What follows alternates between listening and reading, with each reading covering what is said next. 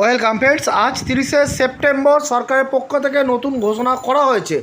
একটি বড় ঘোষণা করা হয়েছে, তবে সেখানে কোনো সুবিধা হলো কি সেটা দেখে নেব।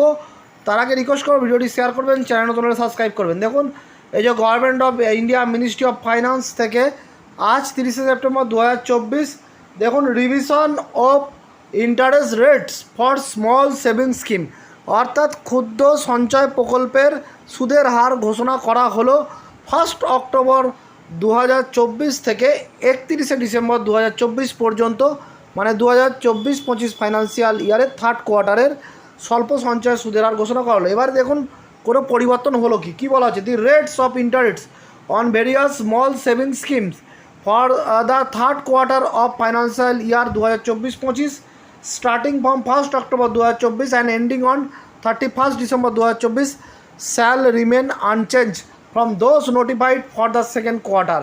অর্থাৎ আগের কোয়ার্টারে যা ছিল এই কোয়ার্টারে একই থাকলো, কোনো রকম ইন্টারেস্টের কিন্তু পরিবর্তন হলো না।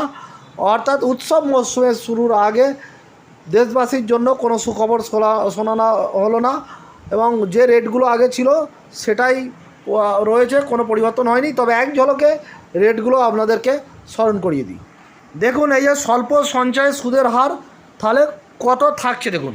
পোস্ট অফিস সেভিংস অ্যাকাউন্টসে 4% সুদ, পোস্ট অফিস মান্থলি ইনকাম স্কিমে 7.4% সুদ, কিষাণ বিকাশ পত্রে 7.5% সুদ, পাবলিক প্রভিডেন্ট ফান্ডে 7.1% সুদ, সুকন্যা সমৃদ্ধি যোজনায় 8.2% সুদ, ন্যাশনাল সেভিংস সার্টিফিকেটে 7.7% সুদ, সিনিয়র সিটিজেন সেভিংস স্কিমগুলিতে 8.2% সুদ।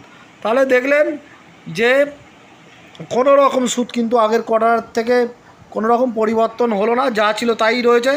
সুকন্যাতে 8.2 ছিল, 8.2 রয়েছে। সবথেকে উল্লেখযোগ্য বিষয় হলো পাবলিক প্রভিডেন্ট ফান্ড। এখানে দীর্ঘদিনের দাবি যে বাড়ানোর, ইন্টারেস্ট বাড়ানোর জন্য, কিন্তু সেখানে কিন্তু সরকার বাড়ায়নি, 7.1%ই রয়েছে। এবং সিনিয়র সিটিজেন সেভিংস স্কিমেও কিন্তু 8.2%ই রয়েছে।